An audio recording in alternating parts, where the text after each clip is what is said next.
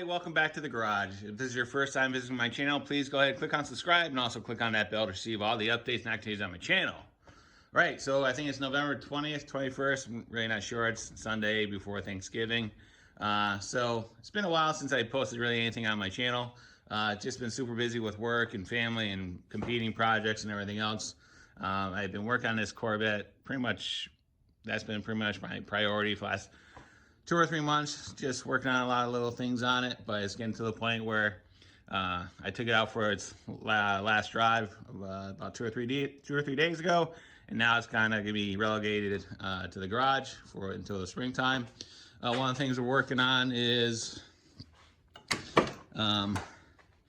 so on this particular car, it's pretty much a base car. There's no power windows or power locks, no tilt or telescopic column.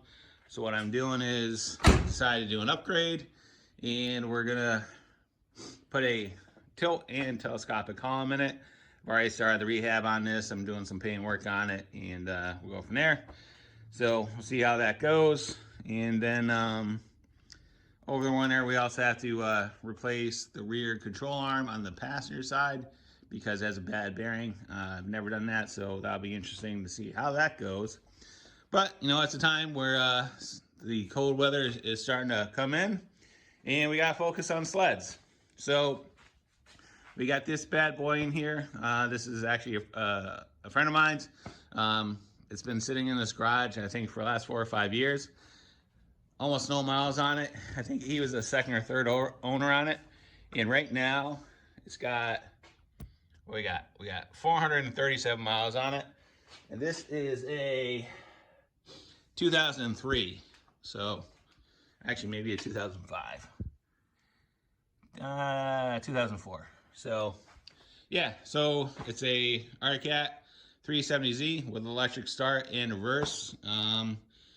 So when I picked it up, the complaint he said was it was really running like shit, and every once in a while it would backfire. So more likely, it's probably just lack of maintenance, bad gas. So I want to show something to you guys, and really this is really not really picking on Arctic Cat, but really it's just a matter of detail on the whenever you manufacture something.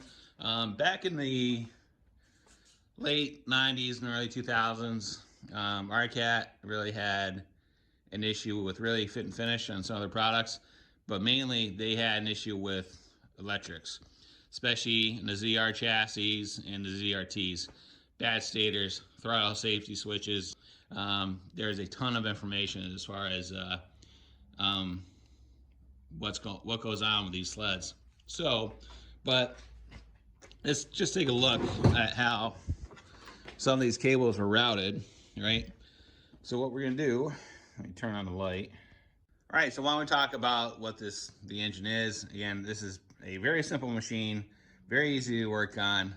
It's just a fan-cooled twin, 370 cc's, single carb, right? And if you're wondering what that is, again, that's a little trick that I use to get these sleds running. I just take a funnel and a little piece of fuel line, and I just attach it to the fuel inlet on the carb. Basically dump some gas in there into the bowl, and then we get the sled running and completely bypassing the tank, right? Because I know all the fuel in that tank is garbage. All right, so while we talk about attention to detail, and really that's pretty much anything that you do in life. If you're gonna do something, do it right. Pay attention to what you're doing and make sure you have no issues so you don't do the same thing again. All right, so like I said, this sled has about 470 miles on it. This is pretty much how it left Arctic Cat when it came down the assembly line. I can guarantee you nobody has ever touched a cable routing on it. So with that being said, why don't we just look at a couple issues on this particular sled. All right, so if we look down here, we have the main engine harness, right? It's coming out, and basically what's going on is right here, it's lying on the bulkhead, right? So what Arctic Cat kind of did is they put a little piece of shrink wrap, or whatever you want to call it, over it to protect it from chafing. But if you look, this is a hard 90 on both sides, and really it's like a knife edge. And what will happen is over time, the whole thing is going to vibrate, and then eventually, with the weight of the harness on this bulkhead, it's going to wear through it, and then you're going to have electrical issues. You're going to have directly short to ground, and everything else you're going to have issues. So that's one issue we're going to fix. Another thing we're going to look at is, if we look at the recoil coming out, and what we're looking at is a fuel filter, and if you look, there is a clamp holding the line on the filter, which is right by the recoil rope. And what's eventually going to happen is, as the rope is being pulled out, the rope is going to fray, and eventually it's going to fail, right? So that's another issue we got to fix.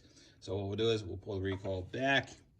So if we look, and going back to the fuel line is actually rubbing up against the oil injection line right there. Again, that's a chafing mark, and eventually what will happen is they'll rub against each other, and either you have a failure in the fuel line or the oil injection line. So then if we follow the oil injection line, it's basically rubbing up against the impulse line to the fuel pump. Again, that's another spot where you're going to have two lines rubbing up against each other, and they're going to chafe, and one's going to fail.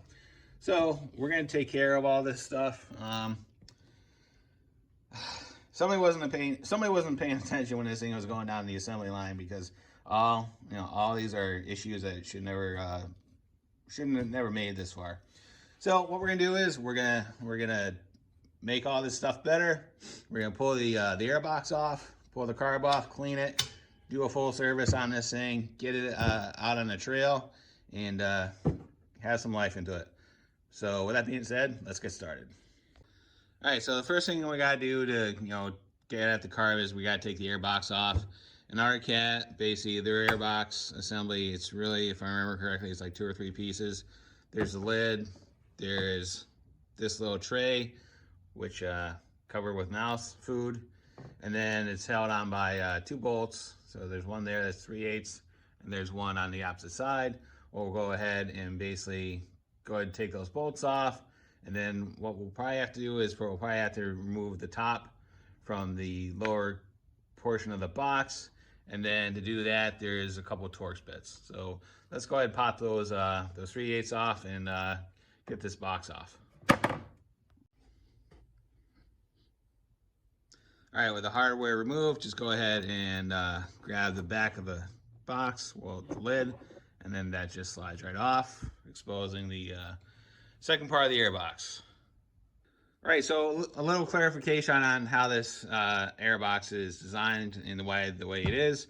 So in the early 2000s, when Arctic came out with the ZR chassis, they used pretty much the same air box design on all these sleds. And what it is, it's basically a modular design. So you have the top portion which holds all your tools. So then you have the main body of it, and then what they did is they made these adapter plates, or these adapter bodies, whatever you want to call them, to basically fit up to the engine that you're using. So whether it's a single, a twin, or a triple, inside the box you have this adapter plate. And what it is, they're just held in to the main body of the air box by a couple of plastic retaining tabs.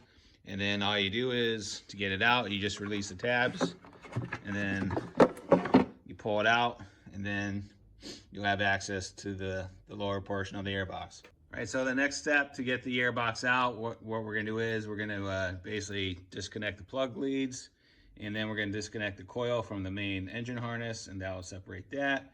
And then we're gonna disconnect the 2 screws that are holding the fuel shut off to the air box. And again, those are just 2 Torx bits. Air box is out.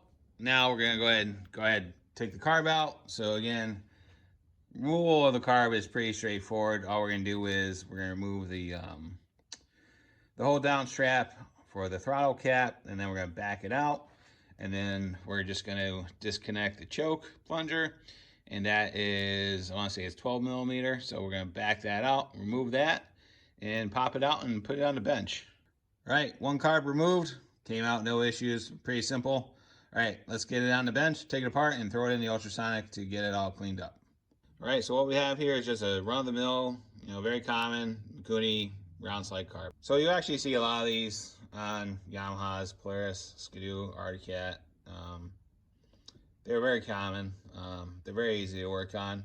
I'm not going to go into a lot of detail on this because I have a very good video on the carb breakdown on another sled I did. It's got a ton of views on it. A lot of people find it very useful.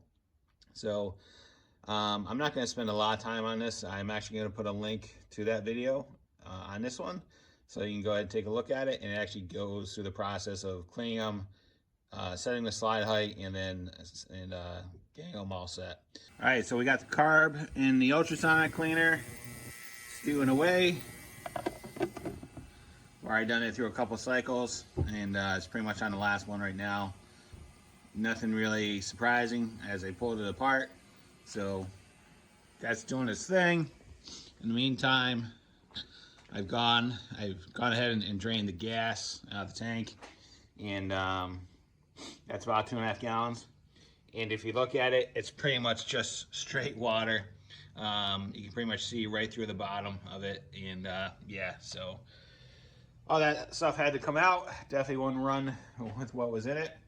And so what I'm going to do now is I'm going to go ahead and start the process of replacing all the fuel lines.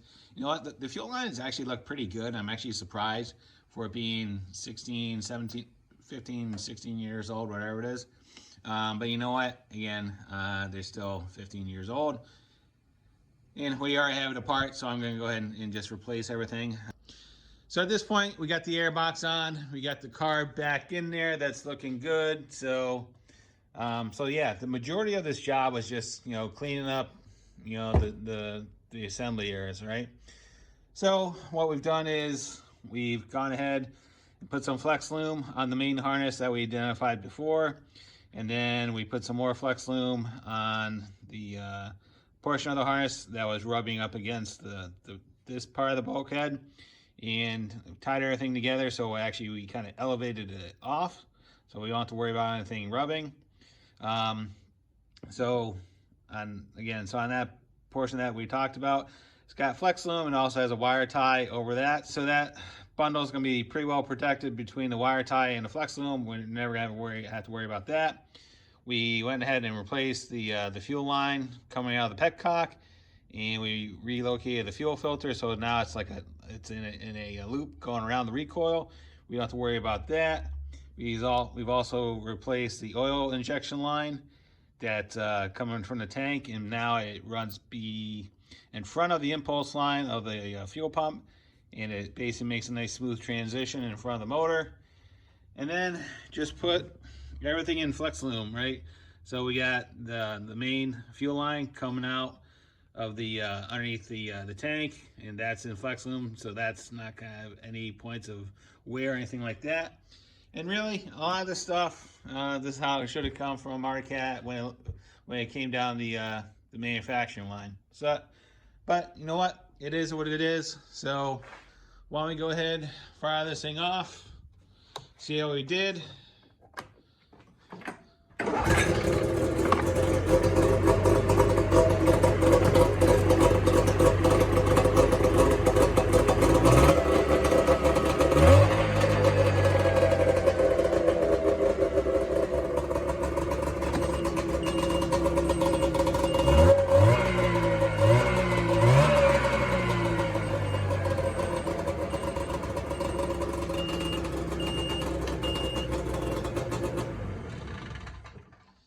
So reverse works. You heard the beeping noise on it. So that's something Arctic Cat and Skidoo had. Whenever it goes in reverse, you hear the chime. Why? I don't know, but it's there nonetheless. So it's all set to go. The 370 cc's of pure power. It's ready to hit the trails. All right, guys. That's about it. A little bit different content other than the normal Polaris stuff you see. Figure I'd mix it up and go from there. So what we're going to do is we're actually going to stud this sled, and we have to get some studs for it. I may or may not make a video on that. Let me know what you think, and we'll go from there. All right, guys, if there's any questions, comments, thoughts, concerns, go leave them in the comments box. I'll get back to you as soon as I can. And as always, thanks for watching, and have a great day. See ya.